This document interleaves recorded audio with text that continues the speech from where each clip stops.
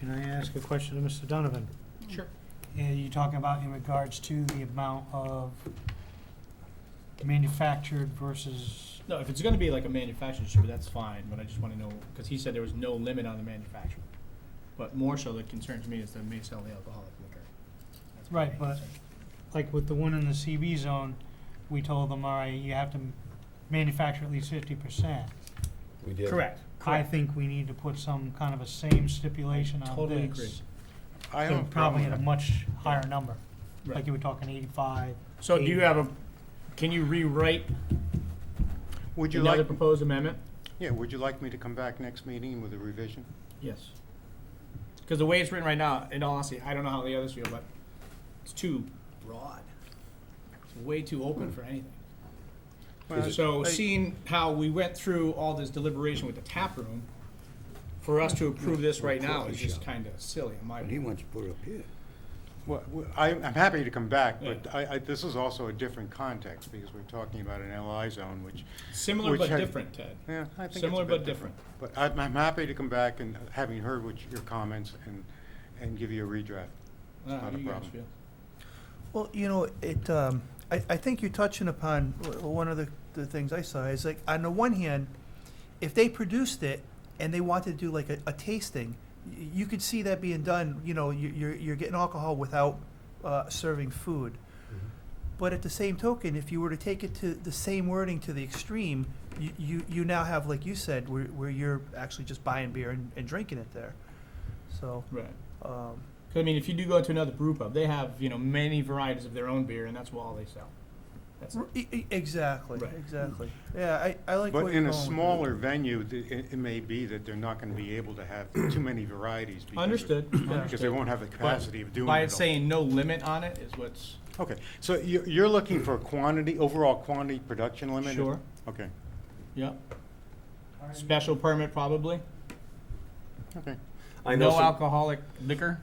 I know some folks in Groton, I know that, from what I've heard, and we're not Groton, but for what I've heard, that facility, that manufacturing facility over there in that light industrial zone has worked out just fine. It's worked out Fantastic. well. So no problems, no real concerns from Which is, I neighbors or think, why anything. Groton was comfortable with Right. adding a Right. limited use. And that, just so you know, that was limited, the easiest way to limit that was by the maximum square footage of the facility and the ratio of the manufacturing versus public floor space, if you will.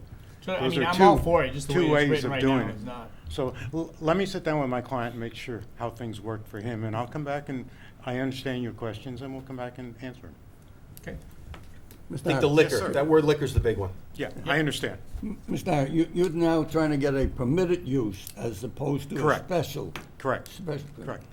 Well, but right now, if I want a coffee shop and then it becomes under special. Well, the reason I did it that way is because manufacturing is an allowed use. It's the first allowed use in the LI zone, and this is primarily manufacturing. So, I mean, that, we could look at it, you know, obviously two different ways, and I can propose it either way. So let me work on it for you. It could be divided up into two separate Well, I- regs per se. One being like the bar room versus the manufacturing plant. All right, no, one thought I had, and I don't know the exact layout that my client's thinking of at this point, but one way to handle it would be to do a percentage in terms of production facility versus public area. So you know that the tail's not gonna wag the dog. And that's frankly what I did in Groton. And that seemed to be a good way, because then you're not trying to figure out how much he's producing and all that. You know it's built in based on the overall areas that are being devoted to each. You can only do so much, if you know what I mean. But let me look at it. I'll redraft this and give you some proposals. Thank you.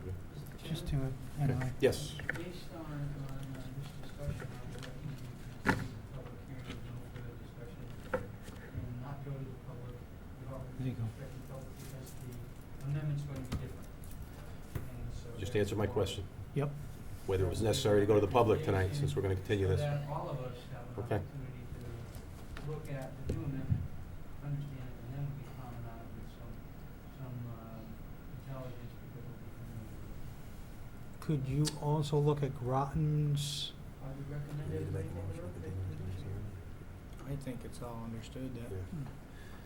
Do we don't need to make a motion to continue to the next hearing, we're to the next meeting, we're all set, it's on the I think record, we're all we're, good. we're covered. We're We'll good to see you go. next meeting. Okay. Yeah. Thank you, Mr. Harris. I don't think there are any further comments from the commission. If there are, feel free to speak as you wish. I'll take a motion to close that public hearing. No. Mr. Chairman? I'm sorry, we're not closing that public Okay. hearing. We're continuing that public hearing. I'm reading my notes and not paying attention to what's going on. Moving on to the regular meeting, which is sort of moved. We're not gonna move on to the regular We're gonna- meeting. We're gonna move beyond that. Yeah. So we're moving to number 2, Mr. Chairman. Review of. Down the bottom. Wait a minute. Bottom of the first. Yes, we are. Regular meeting, item number 2. All right, a little flustered here, which is the Gateway pre-application review. Attorney Harris will give a presentation. I understand. Long And the time purpose no of the presentation is to bring us up to date, commission members up to date, with a refresher on the history of the Gateway development and the next steps, including project phasing, et cetera, infrastructure modifications. I'll remind everyone, this is not a public hearing and that only the zoning commission and staff may ask questions during this regular meeting. Thank you.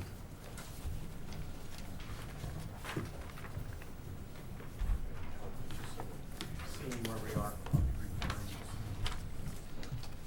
Thank you.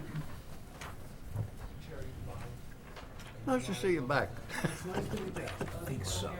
We are just taping. Pleasure. Just They taping. even have time to change hats. No, he's operating. It's a great idea. Could steal one of these and we can share. This is the one that works. Well, maybe not. What the hell? Terry.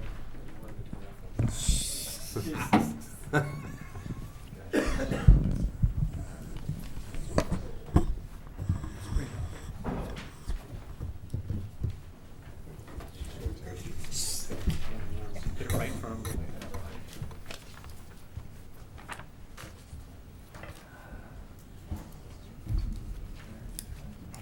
Sorry, I thought you had one.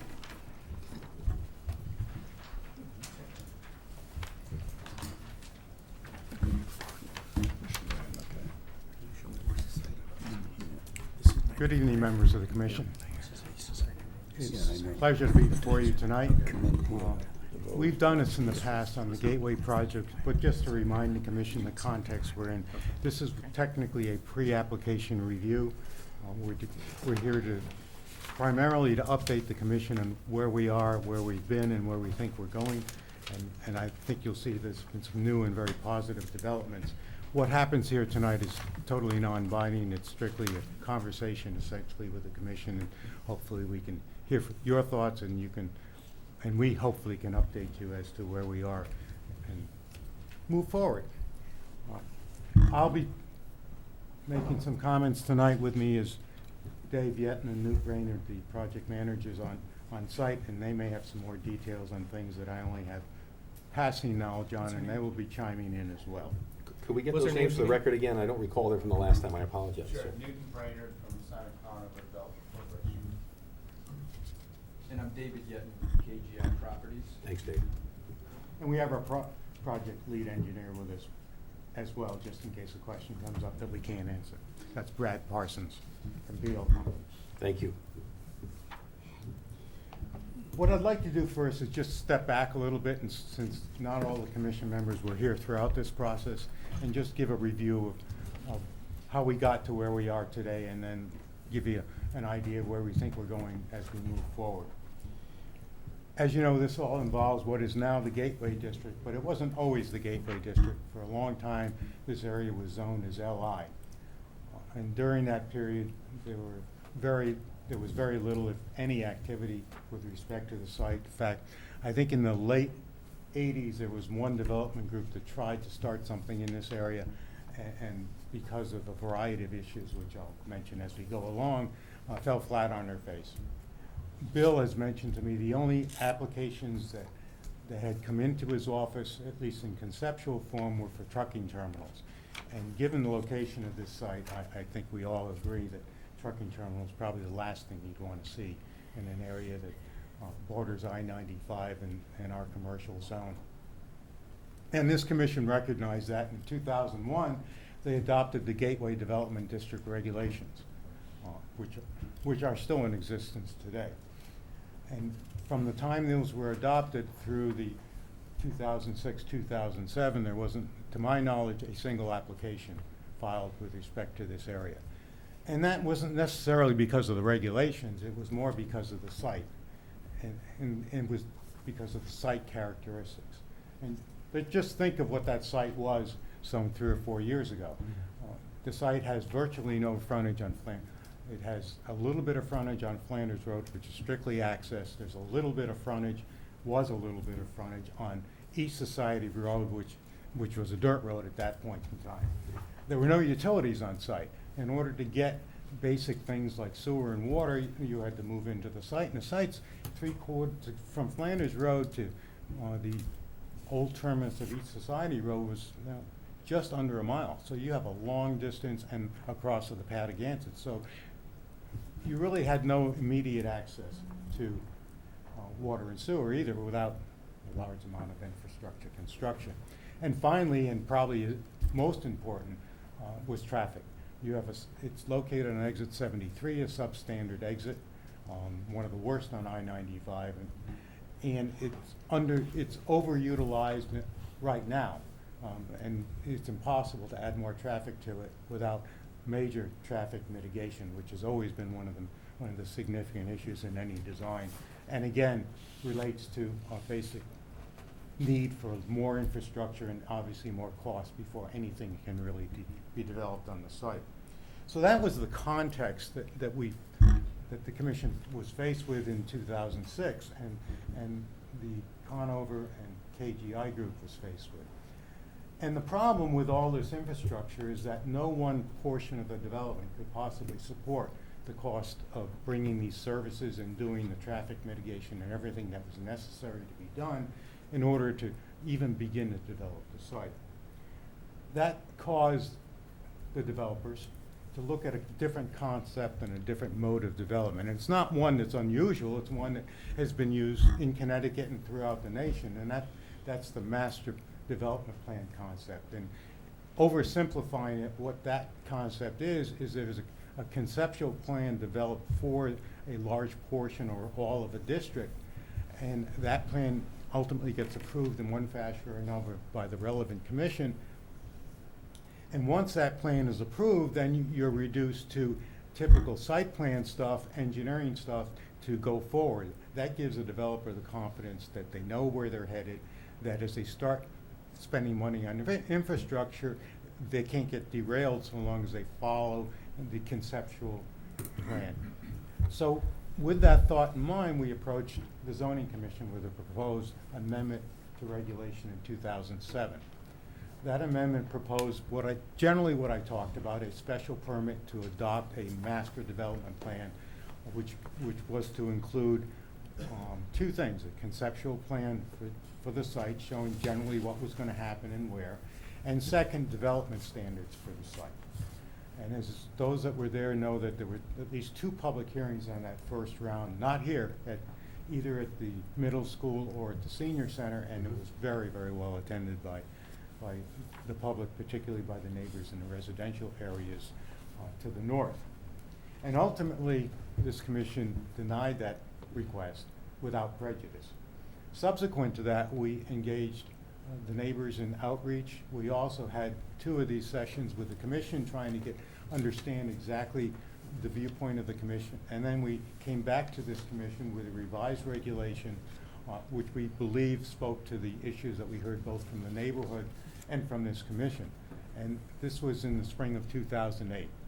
And at that time, the commission did approve the regulation which allowed this master development plan process for the Gateway Zone. Subsequent to that, almost immediately subsequent to that, we returned to the commission requesting a special permit for a master development plan for the district, which was, after the public hearing was ultimately approved in June of 2008. And that's the plan that we're still working under today. And at that point in time, the developers were ready to dig in and start, except the fall of 2008 hit. And the economic collapse in New York meant that the demand both for commercial and residential evaporated literally overnight. But that didn't deter them at that point, because they went on to purchase the bulk of the land that was involved in that application and essentially land bank it, hold it until things improved, knowing that down the road they would like to start this process. And that occurred in 2013. In early 2013, late 2012, they had an inkling that maybe the residential real estate, particularly with respect to apartments, it seemed like demand was increasing. But being competent developers, they didn't just think that, they engaged a feasibility study to see what might be appropriate in terms of beginning the development and whether there was enough demand to justify it. The results of that study was consistent with what they thought it might be, and ultimately led to an application to this commission for a site plan for the first phase of this development, which it turned out to be residential because that's where the demand started to reappear first, as opposed to the commercial, which unfortunately still at that time was very flat. And this commission approved the construction of 10 buildings and a clubhouse containing, actually the buildings contained 280 units. The maximum allowed at that time was 275, and after a request to the commission so that we could use all the units in the building. With 10 buildings, it just didn't work out in terms of the number of units. The commission allowed that increase to 280 units. Good. To bring you more up to date now as to where we are right now. So that construction began shortly after the approval in June of 2013. And as of now, all the buildings that were approved, with the possible exception of the clubhouse, are up. 7 of the 10 buildings have certificates of occupancy. And with leasing having started this past winter, 140, half of the units are already leased. One of the goals of this district had been to start to develop some tax revenue from this.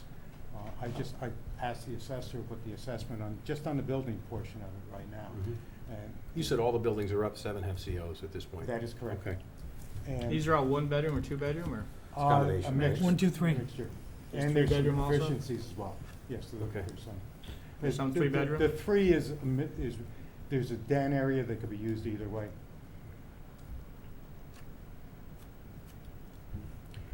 As I said, 10 of those buildings are up, 7 have COs. And in talking with the assessor's office, just the buildings alone, based on current tax mill rate, would generate approximately $50,000 annually.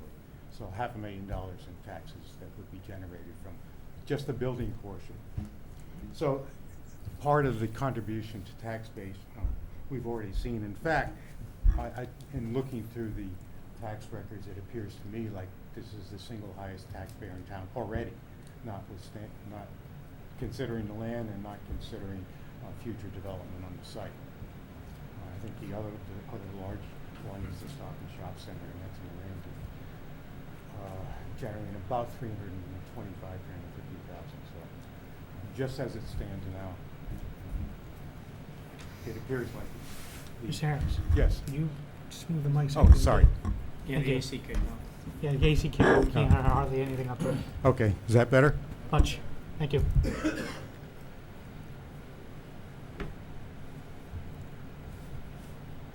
So, not only did we get these buildings built, but we started on the infrastructure, which was not a minor undertaking by any means. I passed out that little sketch to you earlier, and you'll see there's various colors on it. One thing that had to be done, of one of the many things that had to be done before these residential units could be used, was to improve East Society Road. A small portion at the beginning was paved, the rest of it was dirt, and even the paved portion was not really usable given the volume of traffic. So the developer completely rebuilt East Society Road from Dean Road through and into its site. Part of that improvement was to add additional land as well, because there's, as you know, the ongoing project at exit 73 for the renewal of the overpass, and they bought a parcel of land and conveyed some to the town in order to reorient the intersection at the end of East Society Road to match what the state's doing. All that obviously was done at the developer's cost, and just the road construction alone ran about $1 million. Not a small amount of money. But that wasn't the only thing they needed to do. Remember, I mentioned infrastructure. Well, there was no sewer or water to the site either. And this site lies just over 3/4 of a mile from Flanders Road. They brought a main sewer and a main water line from Flanders Road up to the site. Included in that construction were 2 pump stations. The line has been designed to service these units and other activity which we anticipate will happen on the east side of the west side of the Patagonia, as well as initial phases of the commercial. So we've sort of worked ahead on the infrastructure. And just so you understand, just the line alone was about $2.5 million for the 2 utility lines. And add to that one pump station. The water pump station is very large and significant. That alone was about $750,000. So again, more infrastructure costs that has already been paid into this system, into the development of this, some of which will actually be applicable to future uses. Did they have to do a lot of blasting through there? Was that part of that? Or I'll have to was there some defer that blasting, to or curiosity question. the Yeah. construction people. Yes. Yes, from where the pump station is Yep. now down towards Flanders, it's about 175 feet Right. from there up to the top of the site. And then for those that used to walk their dogs and all that stuff up there, Right. it ebbs and flows, it rises up there. So, but the good news is we were able to blast it, reclaim it, use all the material on site. And all this just benefits Gateway, right? Well, the whole Right. district, yes. Commercial and residential. I mean, it's gonna service, as they say, other activity on west side of Patagonia as well as initial and a good part of the commercial. Well, then we were asked to bring it all the way down. It comes all the way down to the roundabout, which will be part of the town road. So they could pick that up and bring it down East Society Road if they chose to. The pump station is There is sufficient adequate capacity. for that. I see. That's by the pool house and all that. Yeah. Okay. Yeah, that was at the request of the water department, just in case they decide to extend, and I forgot to mention that, sorry. Cool. Just a little fact. And just another somewhat silly, but costly event as well is, when we went to do the residential units, do you remember those high-tension wires that went through the site? Mm. They still Yes. do. The problem is they went right through the residential area. And just to move them in a little bit of a dog leg, Oh, yeah. I hate to tell you what it cost with CL&P, but $500,000 sounds like the right number if my memory's correct. And while that isn't specific infrastructure, it went to make that site more usable. So you can see, a lot of money has been spent so far on infrastructure. Since that time, there's some other things that have happened. We've talked in the past about Costco, and I can, just to make it very clear to everyone, Costco and the developer have signed a lease. It was done this past spring, and Costco is underway with their design, and hope, frankly, to be open by 2017. They're in the process, they've done their site testing by and large, and they're in final design. We hope they'll be at this commission. The way this works in this particular lease is Costco will be before this commission for their pad, if you will, and we will be coming to this commission much sooner, and actually in the very near future, with respect to permitting the access road that will give them the access to the site. And I'll talk about that a little more shortly. But I would expect you will see Costco before you with their permitting in the very near future. We've also, as soon as that Costco lease was signed, have begun permitting various other items on site. The permitting with respect to the extension, which is shown in green on your little plan, of East Society Road toward Flanders Road is underway. That's going to involve ultimately permitting locally. The crossing of the Patagonia is going to require permitting with the Army Corps as well as the state. So it's going, we anticipate about 1.5 years just in permitting that. In addition, have also started design in conjunction with DOT with respect to the new entrance, the new ramps off I-95 as well as the entrance. So you have met with the state? The developers met with the state frequently, and they were just there recently, and we'll be filing, just so you know, they'll be filing that permit with OSTA tomorrow. OSTA is the successor to STC, just so. I have a quick Thank you. question. Mr. Chairman, if I may, I did attend a That's meeting right. 3 weeks ago, and I think I informed you that. You with did. DOT, there were probably 30, 35 people in the room with different units within DOT, and there was a great consensus by the DOT that they like the original plan. And they are going to be moving forward on that, and we'll be hearing and seeing some of that in the near future. So I can tell you and testify that they did like the original plan.